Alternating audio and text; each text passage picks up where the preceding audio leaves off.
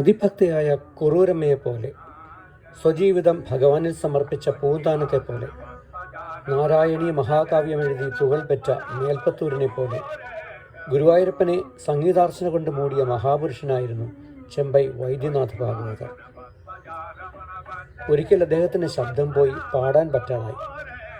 6 പതിറ്റാണ്ടോളം ഭഗവാനെ സേവിച്ച ചെമ്പൈ ഗുരുവായൂരപ്പനെ തന്നെ അഭയം പ്രാപിച്ചു. ഈ ക്ഷേത്രത്തിൽ ഭജനമിരുന്നു.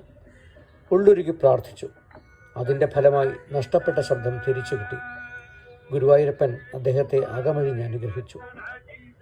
ചെമ്പൈ ഭാഗവതർ 3 ദിവസങ്ങളിലായി തുടങ്ങിവെച്ച സംഗീതാരാധന 5 10 15 ദിവസങ്ങളായും വളർന്നു. 1974 അദ്ദേഹത്തിൻ്റെ മരണത്തെ തുടർന്ന് ഗുരുവായൂർ ദേവസ്വം 1975 മുതൽ വർഷം തോറും നടത്തിവരുന്ന ഒന്നാണ് ചെമ്പൈ സംഗീതോത്സവം.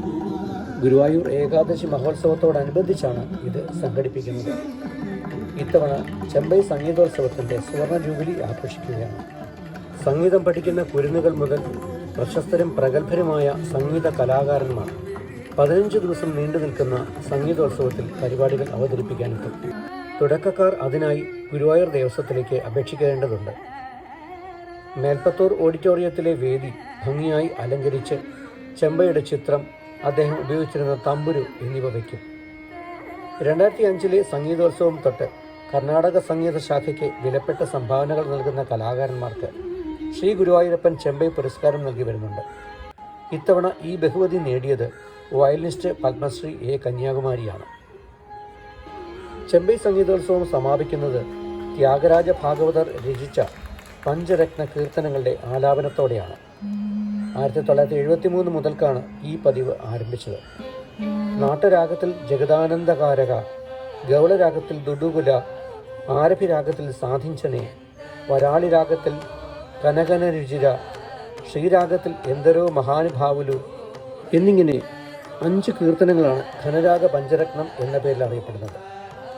ഏകാദശി നാദോപാസനയുടെ ഭാഗമായി ചെമ്പൈ സ്വാമികൾ ശിഷ്യരോടൊപ്പം നടത്തിപ്പോകുന്ന ഒന്നായിരുന്നു ദശമി നാളിലെ ഈ പഞ്ചരത്ന കീർത്തനാലാപനം. 2024 ചെമ്പൈ സംഗീതോത്സവം ഡിസംബർ 11 സമാപിക്കും. അന്നാണ് പ്രശസ്തമായ ഗുരുവായൂർ ഏകാദശി. ഭഗവത് ദർശനം, ഏകാദശിയൂട്ട്, വിശേഷാൽ എഴുന്നള്ളിപ്പ്, ഗീതപാരായണം തുടങ്ങി കണ്ണിനും മനസ്സിനും എന്നുവേണ്ട പഞ്ചേന്ദ്രിയങ്ങൾക്കൊക്കെയും വിഭവസമൃദ്ധമായ വിരുന്നാണ് ഈ ഗുരുവായൂർ ഏകാദശി.